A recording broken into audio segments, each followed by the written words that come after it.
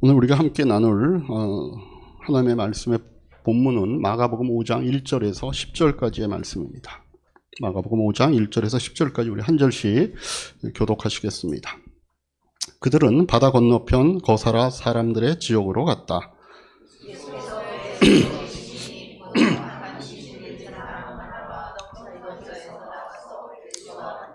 그는 무덤 사이에서 사는데 이제는 아무도 그를 쇠사슬로도 묶어둘 수 없었다.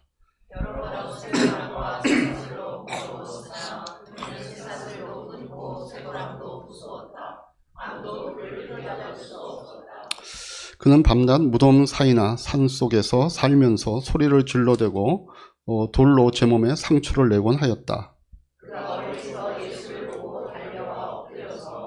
큰 소리로 외쳤다. 더없이 높으신 하나님의 아들 예수님, 나와 무슨 상관이 있습니까? 하나님을 두고 애원합니다. 제발 나를 괴롭히지 마십시오.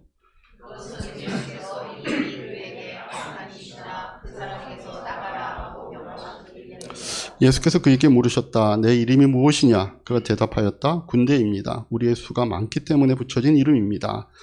그리고는 자기들이 그 지역에서 내쫓지 말아달라고 예수께 간청하였다. 이 시간 우리 다시 한번 우리 서로에게 인사하십시다. 앞뒤 옆에 분들 보시면서 하늘 복 많이 받으십시오. 인사하십시다. 하늘 복 많이 받으십시오.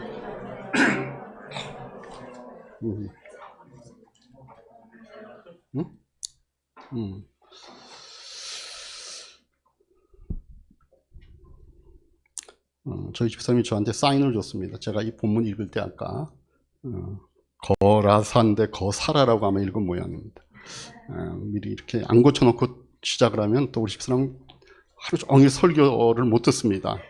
또 말이 틀릴까봐. 거라사. 네. 자, 거라사가 됐든 거사라가 됐든 어쨌든 자, 그런 지역에서 오늘 본문을 보니까 예수님께서 귀신 들린 사람에게 있는 귀신 쫓아내고 이 사람을 온전케 했다라고 하는 이제 그 이야기의 서론 부분입니다. 여러분들 귀신이나 악령의 존재에 대해서 뭐 어떻게 좀 생각하고 보통 지내셨어요? 오늘 좀 날씨도 음산하고 여름도 다가왔고 조금 이른이 다지만 무슨 남양 특집 같이 그런 설교의 내용이 될까, 좀 이렇게, 긴장하는 이런 분들이 계실 수도 있는데, 그렇진 않습니다. 그런데 오늘 설교의 본문이 그 부분을 다루고 있기 때문에, 오늘 우리가 이런 사단, 귀신, 악령, 이런 내용들에 대해서, 조금, 생각을 해볼 필요가 있습니다.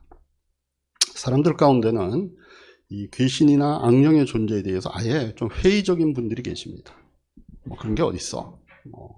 다 그냥 우리가 마음이 다 허해서 생기는 거지.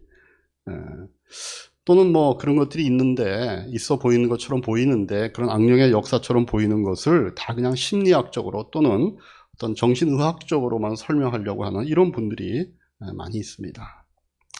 근데 우리가 악령이나 귀신의 존재를 인정하지 않고 이걸 다 심리학적으로 또는 정신의학적으로 설명하려고 하는 데는 좀 무리가 있습니다. 왜 그런가 하면 일단 성경에 보면 예수님께서 오늘 본문처럼 이렇게 귀신을 쫓아내는 이런 사건들이 이곳저곳에 다 기록이 되어 있습니다. 그런데도 우리가 귀신과 악령의 존재를 인정하지 않는다라고 하는 것은 사실은 엄격히 얘기하면 우리가 성경의 권위를 인정하지 않는 것이기 때문에 우리 성도들에게 있어서는 귀신과 악령의 존재에 대해서 우리가 못 믿겠다 이렇게 얘기하는 것은 사실은 좀 무리가 있는 겁니다. 세상 사람들 가운데 오히려 귀신의 존재를 인정하는 사람들이 많죠. 얼마 전에 우리나라에 1000만 관객을 도달하는 파묘라고 한, 저는 안 봤습니다. 저는 그런 영화 이젠 잘 안 보고 싶더라고. 그런데 그런 내용들을 비롯해서 그런 것들이 있다고 생각하는 사람들이 우리 세상 사람 가운데 많습니다. 근데 의외로 우리 크리스찬들 가운데는 귀신 이런 게 어디 있어? 이렇게 생각하는 분들이 의외로 많습니다. 근데 이거는 성경과 좀 다른 생각을 하고 계시다는 것은 우리가 좀 알 필요가 있습니다. 또 두 번째로 귀신의 존재에 대해서 이거 임상학적으로만 봐도 인정할 수 없는 게 뭔가 하면 이게 정신질환이라고 생각을 해서 어떤 심리학자가 치료하려고 애를 쓰고 또 정신과 의사가 치료하려고 애를 써도 전혀 낫지 않다가 예수님의 이름으로 귀신을 쫓아낸 다음에 치유가 되는 사례들이 현실 세계 가운데도 많기 때문에 그렇습니다.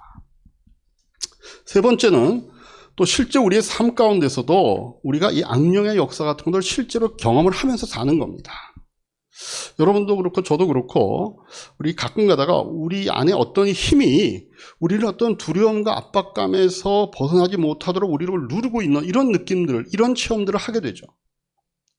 우리를 이대로 두면 파멸의 길로 이렇게 끌고 갈 것 같은 이런 느낌을 우리가 받을 때가 있는 겁니다.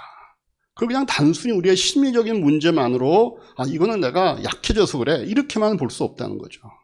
또 우리 주변에 어떤 사람 가운데는요, 이분이 막 어떤 격한 분노 가운데 차 있을 때 그 사람의 눈을 보면 뭔가 그 사람 뒤에 사람이 아닌 어떤 인격체의 눈을 보는 것 같은 이런 느낌을 주는 그런 섬뜩한 때가 있죠. 뭐 남의 얘기 같지 않고 여러분들 부부싸움을 격렬하게 할 때, 또는 부모가 자녀를 심하게 나무랄 때 여러분들 한번 옆에 거울을 갖다 놓고 한번 자기 눈을 보십시오. 이게 사람의 눈 같지 않을 때가 많습니다. 여러분, 그래서 우리가 이 악령이나 귀신의 존재를 부인하는 거, 여기엔 좀 무리가 많습니다. 그것보다는 악령이나 귀신의 존재를 인정하고 어떻게 하면 이걸 극복하는가, 이걸 생각하는 것이 오히려 현명한 신앙인의 모습이다라고 하는 거죠. 자, 오늘 그래서 이 본문의 말씀을 보면 예수님께서 많은 귀신 들린 이 사람, 한 사람에게 많은 귀신이 들려 있다는 거죠. 이런 사람을 예수님께서 쫓아내시는 장면인데 거라사 지역에서 일어났다라고 얘기합니다. 거라사가 어디인지 한번 지도를 통해 보도록 하십시다. 제가 이렇게 이런 자 같은 걸 갖고 와서 해야 되는데 저기 갈릴리 호수 저 위쪽에 보이죠? 그죠? 그 갈릴리 호수 보이고 그쪽에 오른쪽에 보면은 거라사라고 하는 지역명이 보이죠. 조금 화살표 내려오세요. 거기.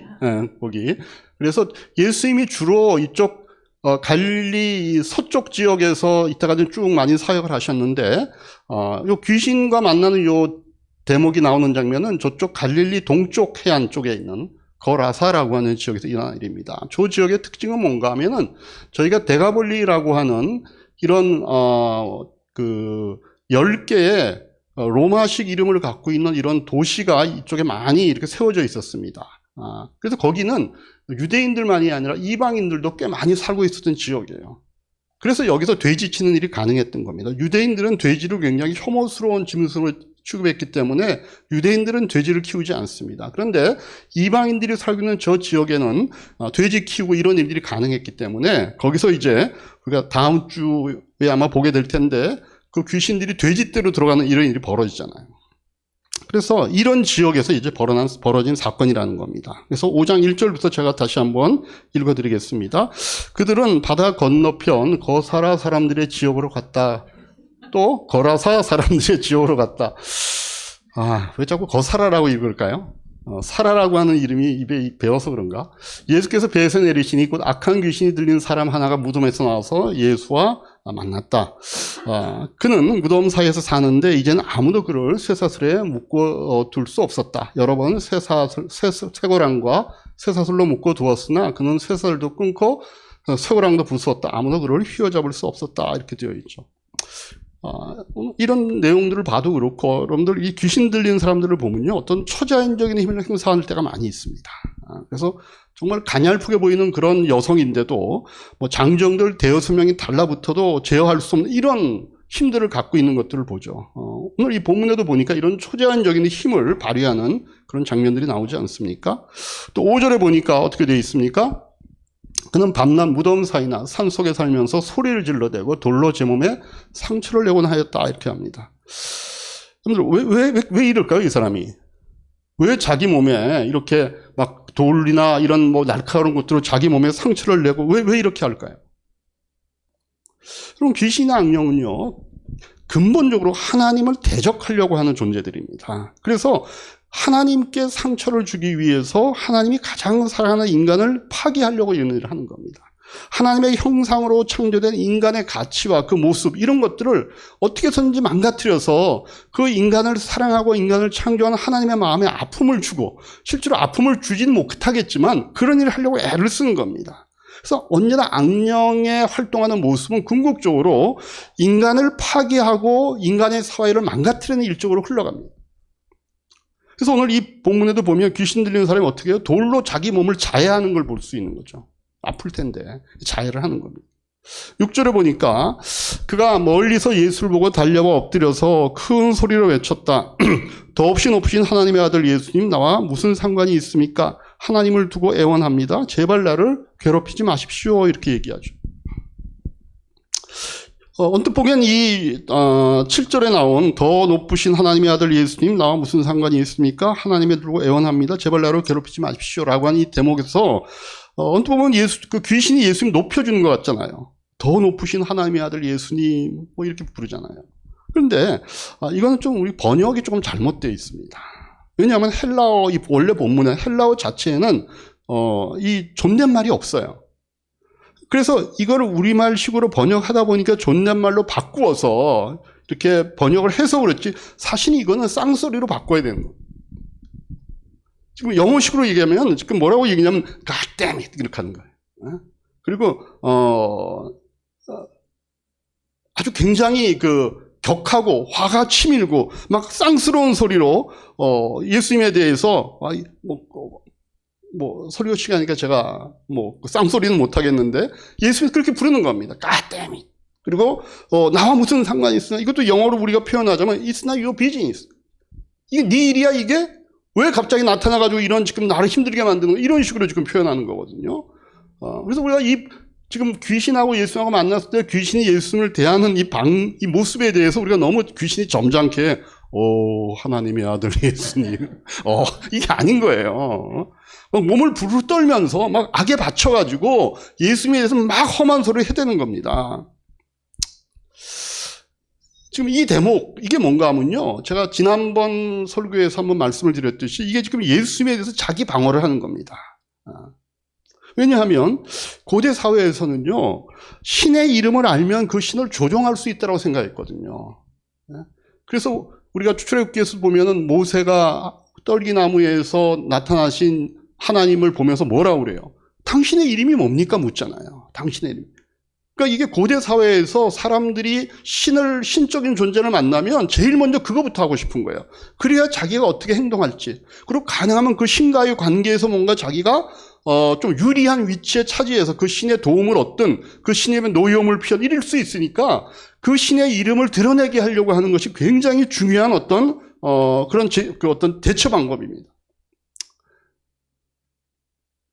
그러니까 이 지금 귀신도 뭔가 하면 그걸 지금 막 오픈을 하는 거예요. 당신은 하나님의 아들 아닙니까? 그래서 예수님으로 하여금 뭔가 자기의 컨트롤하에 들어올 수 있도록. 그래서 이런 영적인 존재들, 특별히 이 귀신들은요, 자기의 정체가 드러나면 힘을 잃는 거예요. 그러니까 귀신도 마치 예수님도 그런 줄 알아가지고 예수님의 정체를 드러나면 예수님이 무력화될 시도를 하고 있는 겁니다. 하나님의 아들 예수 아닙니까? 근데 이게 귀신들에게나 먹혀 들어가는 것이지 하나님께 이게 어떻게 먹혀 들겠습니까? 그러니까 8절과 9절에 보면 예수님께서 뭐라 그러셔요? 예수께서 이미 그에게 악한 귀신아 그 사람에게서 나가라고 명하셨기 때문이다. 예수께서 그에게 물으셨다. 내 이름이 무엇이냐? 그가 대답하였다. 군대입니다. 우리의 수가 많기 때문에 붙여진 이름입니다. 오히려 예수님께 역으로 말려 들어가죠. 자기 정체가 탄로나는 거예요. 예수님이 묻잖아요. 네 이름이 뭐야 그러면? 뭐라 그래요? 내 이름은 군대다. 이 군대라고 번역된 헬라어는 레기온이라고 하는 건데, 이게 정확히 하면 군단이라고 뜻입니다. 그 당시에 로마 군의 체제를, 인용해서 한 군단이 한 6,000명쯤 되는 겁니다. 그러니까 물론 이 사람 안에 6,000마리의 귀신이 들어가 있는 건 아니지만 아주 수천 마리의 귀신이 들어온 것 같은 그런 귀신들이 그 안에 들어있다는 거예요. 그 귀신이 예수님이 하니까 자기 고백을 하는 거예요. 내부자 고발을 하는 겁니다. 자기도 모르게. 내 안에 많은 귀신이 들어 있습니다. 이 군대와 같은 귀신이 들어가 있는 것입니다. 그래서 오늘 이런 그 귀신이 자기 고백을 한 이 내용을 통해서 우리가 몇 가지 이 귀신에 대해서 좀 알 수 있는 것들이 있습니다. 첫 번째, 귀신은 숫자와 종류가 많다는 겁니다. 그럼 귀신은요, 하나가 아닙니다. 우리가 보통 귀신, 악령 얘기를 하면 어떤 분들은 사탄만 생각하죠. 근데 사탄은 귀신들의 두목이죠. 사탄은 하나밖에 없는 겁니다. 번역을 우리가 어떤 마귀라고도 하고 이거를 악마라고도 번역을 하는데 사실은 사탄을 얘기하는 겁니다. 이건 하나밖에 없습니다. 그래서 여러분하고 저하고 사단하고 직접 문제를 일으킬 그런 경우는 극히 적습니다. 왜냐하면 우리는 굉장히 사실은 영적으로 낮은 존재들이기 때문에 사탄이 우리를 상대 안 합니다. 그래서 우리하고 부딪히거나 우리를 괴롭히는 직접적인 우리와 충돌하는 사단이 아니라 그 사단의 휘하에 있는 귀신들과 악령들과 우리가 문제를 일으키는 겁니다. 그래서 사단은 하나이고 그 밑에 수많은 귀신들과 이 사단의 그 어떤 그 명령하에 움직이는 그 악한 영들이 있는 겁니다. 그래서 이 마가복음 16장 9절에 보면 우리 막달라 마리아 얘기가 나오죠. 예수께서 이레의 첫날 새벽에 살아나신 뒤에 맨 처음으로 막달라 마리아에게 나타났다. 근데 막달라 마리아가 어떤 여자인가 하면 예수께서 7 귀신을 쫓아내준 여자다 이렇게 되어 있죠. 예수님 따랐던 막달라 마리아가 원래는 귀신에 들렸던 여자인데 하나가 아니라 7 귀신에 들려있던 여자라고 하는 겁니다. 귀신은 숫자가 많은 거죠. 숫자만이 아니라 종류도 많습니다. 그래서 누가복음 우리가 11장 24절부터 우리가 한번 읽어보십시다. 한 절씩. 악한 귀신이 어떤 사람에게서 나온다고 하면 그 귀신은 쉴 곳을 찾느라고 물 없는 곳을 헤맨다. 그러나 그 귀신은 찾지 못하고 말하기를 내가 나온 집으로 되돌아가겠다 한다.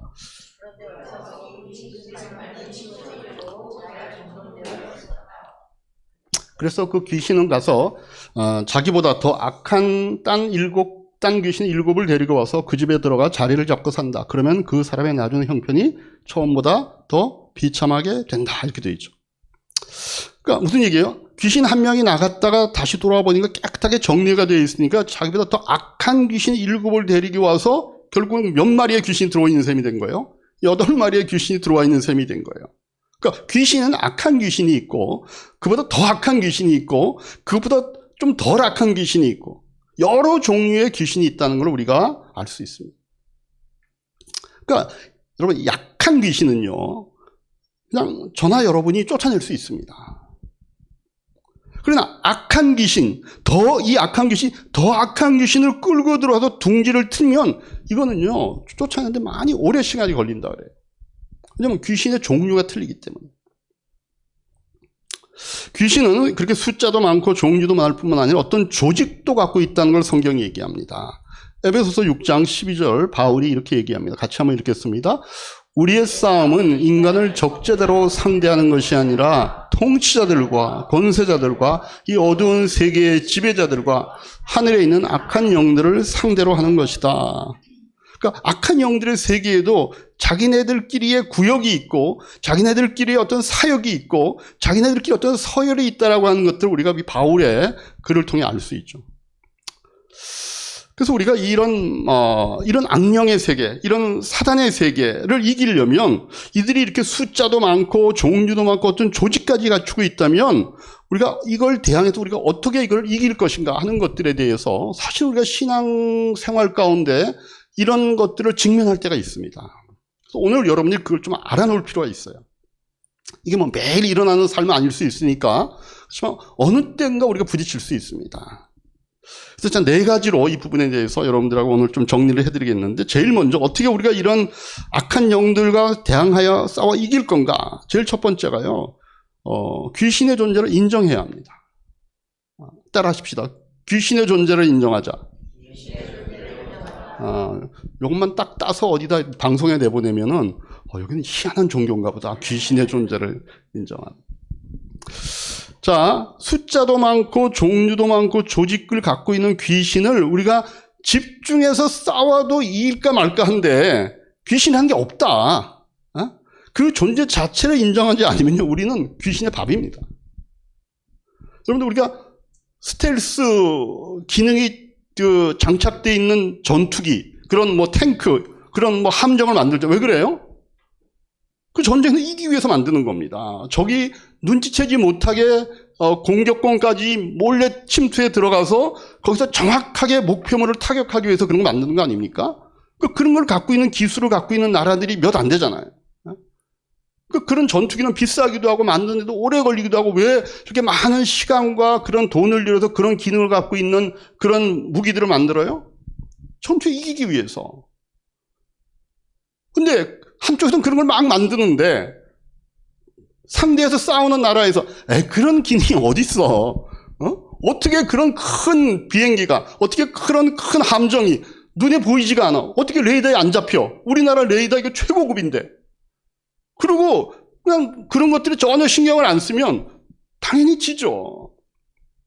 여러분, 귀신들이요, 희한하게 사람들에게 접근하는 방법이요, 나 귀신 아니야. 나 이거 괜찮은 거야. 나 영적인 존재가 아니야. 우리에게 우리 정체를 숨기고 다가오는 법입니다. 그래서 그러면 우리가 귀신의 존재를 인정하지 않으면 그다음부터는 귀신의 놀이개가 됩니다.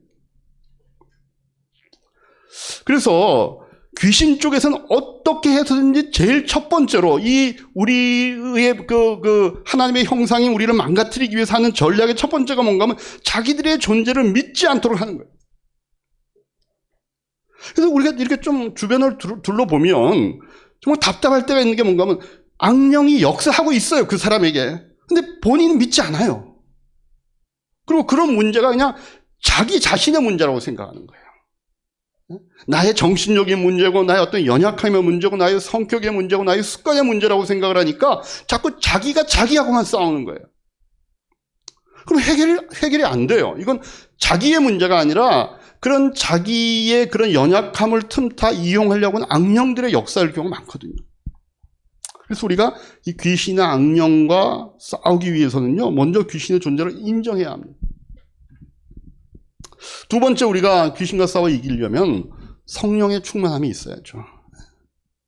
두 번째, 어떻게 한다고요? 성령에 충만해야 된다. 따라가십시다. 성령에 충만해야 한다. 아까 우리 읽었던 누가복음 보면 귀신이 나간 다음에 일단 깨끗하게 정리가 됐다 그러잖아요. 그럼 정리가 됐으면 그 다음에 어떻게 되냐면요, 성령님을 거기에 모셔드려야 되는 거예요. 그냥 깨끗한 채로 비워두고 있으니까 귀신이 와서 보니까 정리가 잘 돼 있으니까 이거 좋은 데네? 이렇게 하고 더 자기보다 악한 귀신을 데리고 들어와서 더 나빠지게 되는 거예요. 우리 주변에도 보면요, 나 회개했다, 나 예수님 영접했다, 그런 다음에 성령 충만함으로 이어지지 않으니까, 성령님의 지배를 받지 않으니까 그 감격했고 그 은혜로웠던 순간이 조금 지나다 보니까 어떨 때 옛날보다 더 나빠지는 사람들이 있어요. 우리 교회가 지금 지향하는 바가 뭡니까? 예수 안 믿는 분들 예수 믿게 만들고 그분들 예수님이 제자 되도록 우리가 돕는 거 아닙니까? 그래서 사실은 세상 속에서 평생을 살다가 이제 교회 나와서 예수 믿겠다고 고백하고 하나님의 자녀라고 이렇게 우리가 다 기뻐해주고 그러잖아요. 근데 이게 그 다음에 성령 충만으로 계속 연결이 안 되면은요, 사실은 그 사람이 고백한 그 고백이 정말 고백일까라고 느낄 만큼의 그 사람의 삶이 더 피폐해지는 경우가 있습니다. 그 사람이 지금 나빠진 게 아니라 전보다 그 사람을 휘어잡았던, 그의 전 평생을 좌지우지했던 그 악한 영들이 예수의 이름을 고백할 때 예수님을 저 사람이 영접하네 이렇게 하고 잠시 물러나 있다가 다시 그 부분을 취소하게 만들 수는 없지만 다시 와서 그 사람의 안에 성령의 충만함이 없으니까 그 사람의 삶을 또 건드린단 말이죠. 그래서 우리가 성령의 충만함이 있어야 돼요. 제가 강조하고 싶은 게 뭔가 하면요, 그렇지만 우리가 너무 악령과 귀신에 대해서 그렇게 신경 쓸 필요는 없습니다. 왜? 성령에 집중하면 되니까. 귀신과 악령에 집중하는 게 아니라 우리는 성령께 집중하면 돼요. 그래서 성령님이 우리를 지배하고 계시면 그런 악한 영들이 우리에게 다가오지를 못하는 겁니다. 그런데 중요한 거, 우리의 마음을 그냥 비워놓고 있으면 안 돼요. 우리에게 어떤 교만이 있냐 하면 나는 중립이다라고 생각하는 교만이 있습니다. 마치 나에게 선택권이 있는 것처럼 생각하지만 실제로는 안 그렇거든요. 우리는 영적인 존재 앞에 우리가 그렇게 강한 존재가 아닙니다. 그래서 우리는 악령의 지배 밑에 있든가 성령의 지배 밑에 있던가 하는 겁니다. 악령의 영향권 밑에 있든가 아니면 성령의 영향권 밑에 있는 것이지 우리가 중립인 채로 있는 적은 없어요. 근데 우리 마치 그렇게 하고 그럴 수 있는 것처럼 하고 살아요. 아닙니다. 우리가 성령으로 충만해 있지 않고 성령님의 인도함과 지도함을 받지 않으면 우리는 악령의 영향 밑으로 어느새 들어가 있고 악령의 조종을 받게 되어 있습니다. 우리도 영적인 존재니까. 근데 우리가 영적인 존재지만 우리보다 더 강한 영적인 존재들 앞에 우리가 중립에 있을 수가 없는 겁니다. 그래서 우리가 이런 악령의 역사를 이기기 위해서는요, 아무리 악령이 많고 그들의 조직이 강하고 종류가 다양하더라도 하나님이신 성령님을 이겨낼 수는 없잖아요. 그래서 우리가 성령에 충만해야 되고 성령의 지배를 받아야 되는 거예요. 그러면 우리가 어떻게 해야 성령의 지배를 받을 수 있는가? 죄의 꼬투리를 없애야 됩니다. 죄의 꼬투리. 이게 무슨 말인가 하면요, 귀신과 악령이요, 그냥 우리 삶 속에 아무런 이유 없이 들어오는 거 아닙니다. 우리가 꼬투리를 줘서 들어오는 겁니다. 빌미를 주는 겁니다. 그 꼬투리가 뭔가 하면 그게 죄예요. 그게 죄예요. 그래서 우리가 악령의 역사에서 벗어나고 그 악령의 영향을 받지 않으려면 우리 삶 가운데 죄된 욕구가 있으면 그 즉시 하나님께 고백하고 용서받고 깨끗함을 받아야 돼요. 이걸 이제 이쪽을 전문으로 하는 이런 목사님들이나 사역자들의 얘기를 드리면 이런 꼬투리 이분들은 쓰레기라고 표현을 합니다. 그러니까 마치 쥐가, 집안에 쥐가 생겼다 그러면은 쥐가 먹을 먹이가 있는 거라는 거죠. 그죠? 여러분들 이 세상에서 겉으로 보기에 가장 화려하고 번듯하고 뛰어난 문화를 갖고 있는 도시 같은데 쥐가 너무너무 많은 나라가 있습니다. 그런 도시가 있습니다. 그게 어디게요? 뉴욕이에요. 거기는요, 지하철 타러 가잖아요. 쥐들이요, 지하철 안에서 작은 쥐도 아니에요. 거의 우리 어른 손보다 더 큰 쥐들이요, 후닥닥후닥 데 보입니다. 왜 그래요? 대도시고 쓰레기가 넘쳐나고. 그래서 뉴욕시 정책에서 가장 많이 신경을 요새 쓰는 게 뭔가 하면 쓰레기를 줄이자입니다. 쓰레기를 줄이자. 우리나라처럼 분리수거하면 되는데 걔네들은 또 그것도 안 하잖아요. 한 번에 다 모아가지고 그냥 버리잖아요. 그래서 우리가 쥐를 없애려면 제일 먼저 중요한 게 쥐를 잡는 것보다 쥐의 먹이가 되는 쓰레기를 없애는 게 맞듯이, 그럼 귀신이 우리에게 틈타지 않기 위해서는요, 그들에게 쓰레기가 뭔가 하면 죄가 그들에게 다가올 수 있는 꼬투리인 거예요. 특별히 우리 마음속에 어떤 노여움이나 분노, 우리 마음속에 있는 섭섭한 생각, 이거요, 사단이 정말 좋아하는 먹입니다. 이게 꼬투리가 돼서 악령이 우리 삶 속에 들어오는 게 너무 쉽습니다. 요거 해결하지 않으면요, 그게 금방 섭섭함으로 이어지고, 그 다음에 이게 미움이 되고, 요 미움이 분노가 되고, 분노가 결국은 살인으로까지 연결이 돼요. 물론 우리가 갖고 있는 모든 감정이 다 그런 악한 영으로부터 왔다는 거 아닙니다. 사실은 어디까지가 악령이고 어디까지가 우리의 생각인지 구별하기가 대단히 힘이 든 건 맞습니다. 그러나 한 가지 틀림없는 게 뭔가 하면은 악령이 그렇게 역사함으로써 우리의 섭섭함을 미움으로 바꿔가고, 미움을 분노로 바꾸고, 이 분노를 마침내는 살인하고자 하는 마음까지로 전진시켜갈 수 있다는 거예요. 그게 그거인 채로 머물지 않아요. 그래서 그런 것들은 초기에 빨리 그 힘을 빼야 됩니다. 특별히 어떤 분노, 섭섭한 마음, 이거 즉각적으로 제거하지 않으면요, 이게 악령의 꼬투리를 주고 우리가 그 악령의 영향 밑으로 미끄러져가는 거는요, 시간 문제예요. 그래서 교회 생활 중에 여러분들 시험 든다, 우리가 시험 든다 하는 얘기 있잖아요. 그 시험 드는데 가장 처음에 시작이 어디서 시작되는지 많이 아시죠? 엄청난 일이 아닙니다. 섭섭한 마음으로부터 시작됩니다.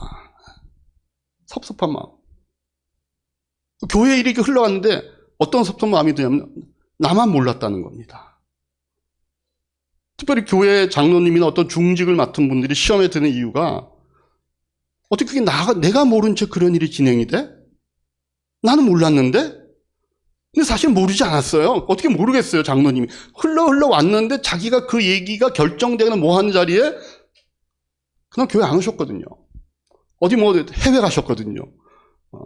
몰랐던 거예요, 직접. 근데 나중에 들으니까 그런 일이 있었다는 거예요. 그러면은 아시면 됐는데 자기한테 누군가가 직접 얘기를 안 해줬다는 거예요. 어떻게 나 없이 내가 모르는 채로. 그게 섭섭한 거예요. 그 다음부터는요, 누가 어떤 얘기를 해도 말이 들어오지 않는 거예요. 또 어떤 섭섭함이 있냐면요, 인사를 안 했다, 나한테. 인사를 안 했다. 목사님이 나에게 눈을 안 맞춰줬다. 이게 아무것도 아닌 것 같죠? 아니에요. 여기로부터 시작이 되는 겁니다. 그래서 정말 지혜로운 목사님들은요, 누구에게나 인사 안 하더라고. 그렇죠? 남포교회 박영선 목사님, 누구에게도 인사 안 하고. 왜냐하면, 그 수천 명 사람한테 어떻게 인사해? 목 부러지지. 안 합니다, 인사. 저도, 뭐, 그 밑에 있으니까 비슷할 거 아니에요. 그래가지고, 예전에 남포교회에 있을 때, 제가 이제 예배 사회 보고 그러면은, 이제 설교하신 목사님하고 사회본 목사님하고 기도한 장로님하고 이렇게 그 교회 1층에 이제 이렇게 계단 밑에 서 있습니다. 이렇게 서 있고, 그럼 이제 교인들이 지나가면서 뭐 악수할 분들 악수하고 뭐 이렇게. 근데 이제 이미 박 목사님의 그런 스타일을 아는 분들은 가까이 가서 악수하려고 안 합니다. 내려오면서 저 멀리 돌아서 가버리지. 근데 잘 모르는 분들은 와서 악수하려고 그래요. 그러면 저도 이렇게 서 있잖아요. 그럼 박 목사님이 인사할 때, 악수할 때 그냥 뭐 정말로 해야 될 땐 꼭 악수하지만 아니면 그냥 뭐 이렇게 하거든요. 그럼 저도 그냥 옆에서 박 목사님이 이렇게 인사하는데 저라고 뭐 이렇게 인사하겠어요? 그냥 저도 뭐 이렇게 하죠. 나중에 어떤 소문이 들려냐면은 그 옆에 있는 그 부목사 누구냐고. 아주 말이야, 인사도 안 하고, 그 박 목사님한테 뭐라고 직접 못하니까, 그 옆에 있는 목사 누구냐고. 그래가지고, 제가 한번 곤욕을 치른 적이 있습니다. 그다음부터 저를 잘했냐, 그다음부터는 못했어요. 뭐, 어떻게 또 하겠어요, 갑자기. 뭐, 목사님이 안 하고 있는데, 나만 거기서 또 어떻게 이렇게 인사해. 근데 그게 섭섭함이 있는 거예요. 왜 나한테 인사 안 하지? 오늘 왜 저 장로님, 저 집사님이 나를 그런 눈으로 보지? 아니, 그날따라 눈에 뭐가 들어가가지고, 뭐 어떻게 됐을 수 있잖아요. 근데 그게 섭섭한 거예요. 그래서 교회 시험 가운데, 우리가 보통 그래서 그렇게 역사하는 마귀를 섭섭마귀라 그래요. 그게 아무것도 아닌데 들어와갖고 교회에 분란을 일으킵니다. 섭섭했다. 그럴 줄 몰랐다부터 시작해요. 그래서요, 우리가 그럴 때 빨리 이게 왜 이런 걸 갖고 내가 여기 시험에 들지 않은 거 털어버려야 됩니다. 그걸 계속 그 섭섭함을 묵상하고 있으면은요, 하나님의 말씀을 묵상해야지. 섭섭함을 묵상하면요, 그게 막 이렇게 부풀려져 갖고요, 나중에 이게 살인까지도 가는 거예요. 그래서 사도 바울이 이걸 잘 알아서 뭐라고 얘기하셨냐면은 에베소 4장 26절 27절 정말 맞는 얘기죠. 같이 한번 읽을까요? 화를 내더라도 죄를 짓는 데까지 이르지 않도록 하십시오. 해가 지도록 노여움으로 품고 있지 마십시오. 악마에게 틈을 주지 마십시오. 그 죄를 묵상하고 있지 말라는 겁니다. 그 섭섭함, 그 마음의 어떤 분노, 이거 묵상하지 말라는 거예요. 그냥 하루 지나가기 전에 그 털어버리라는 거예요. 하나님, 제가 오늘 이런 상황이 있었는데 저 마음속에 이런 미움이 있었습니다. 분노가 있었습니다. 그 사람이니까 있을 수 있죠. 근데 이걸 묵상하면 안 되는 거예요. 하나님, 자고 일어나면 여기서부터 제가 자유롭도록 하나님 저에게 오늘 밤 잠자는 동안 성령이 역사해 주십시오. 이렇게 자버려야죠, 그냥.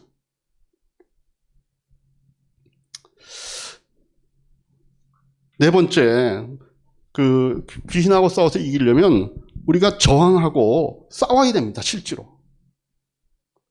왜냐하면 악령이요, 자기 영향권에 있었던 그 존재를 호락호락하게 포기하지 않습니다.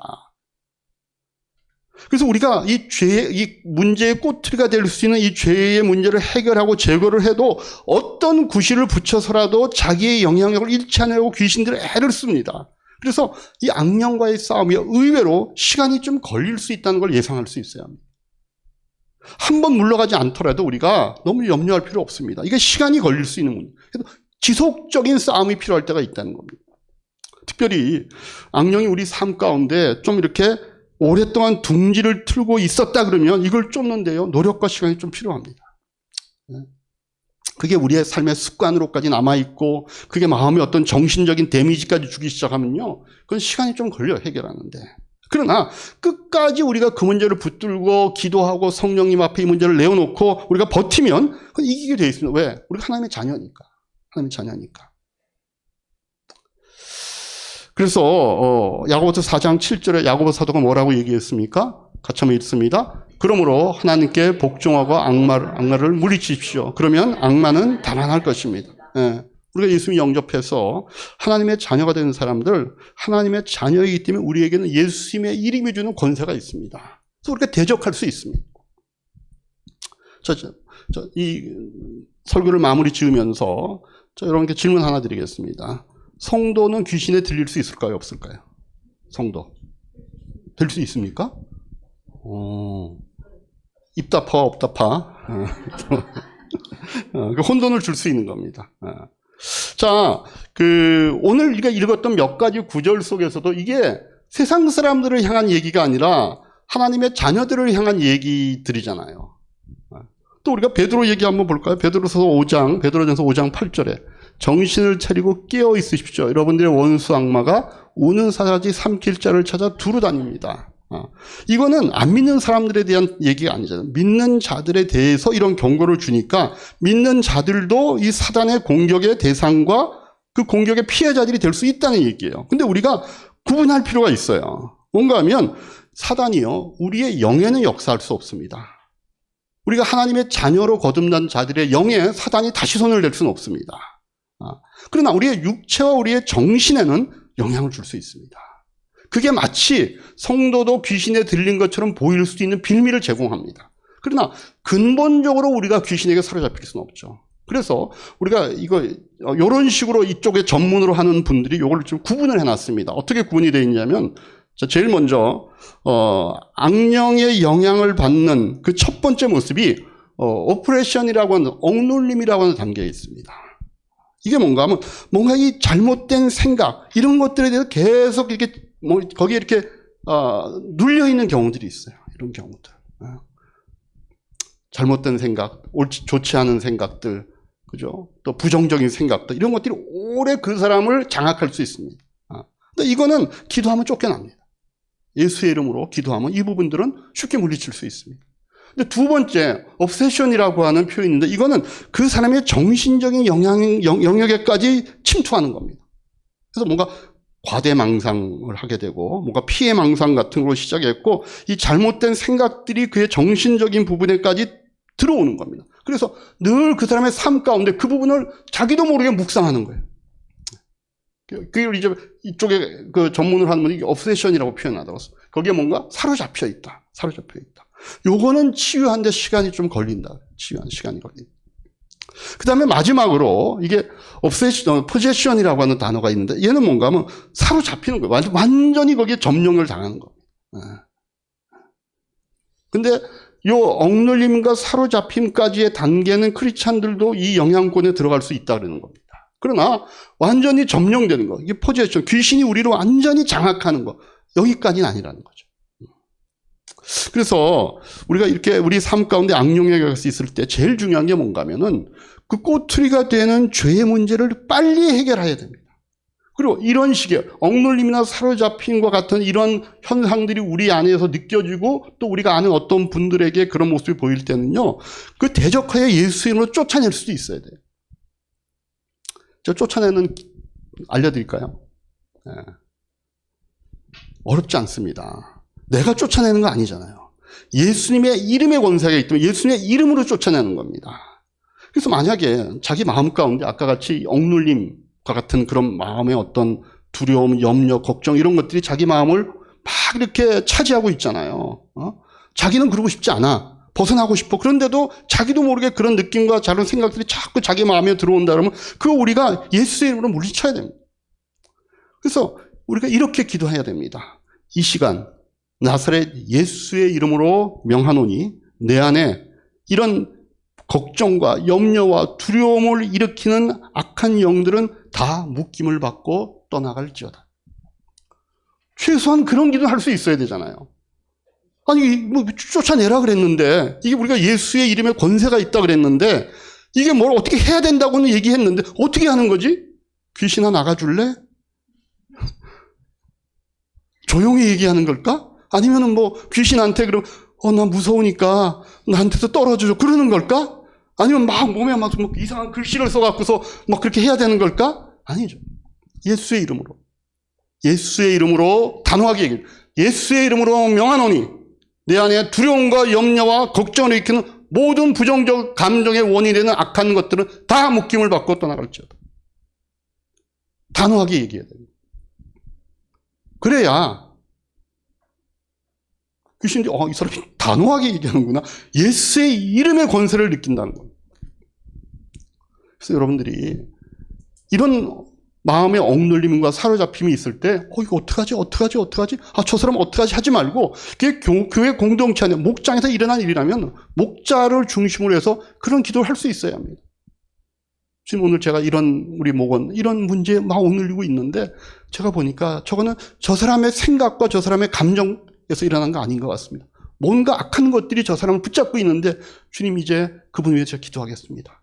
그렇게 하고 직접 그 악한 그 사람을 사용하고 있는 영들을 향하여서 우리가 선포할 수 있어야 됩니다. 제가 이런 쪽에 전문가는 아니지만 저도 그런 게 맞는 것 같아요. 저도 가끔가다 저 자신을 위해서 이렇게 기도합니다. 이러면 안 되는데, 제가 목사로서 이러면 안 되는데, 이렇게 걱정과 염려 속에 있으면 안 되는데, 아는데도 안 되는 거예요. 그럴 때는 기도할 수 있어. 그래서 여러분들 자기뿐만 아니라 주변에 이런 문제를 놓고 의외로 시달림과 걱정과 염려가 있는 분들에게 여러분들이 예수의 이름으로 그런 특권을 행사하시고 그래서 그들에게도 그런 자유함을 주고 여러분 자신도 이런 억눌림과 사로잡힘 같은 이런 귀신의 영향력에서 여러분들이 대적하여 승리하는 그런 우리 이야기의 성도님들 되시기를 주님의 이름으로 축복합니다. 기도하겠습니다. 들으신 말씀은 생각하시면서 이 시간 내가 하나님 앞에 뭘 회개할지, 뭘 감사할지, 뭘 결단하여 이 주일 행해볼지 묵상하시면서 하나님이 주신 그런 말씀이 있으면은 노트하셨다가 여러분들 목장에서 다시 한번 나누시기 바랍니다. 1분 정도 노트하는 시간 드리겠습니다.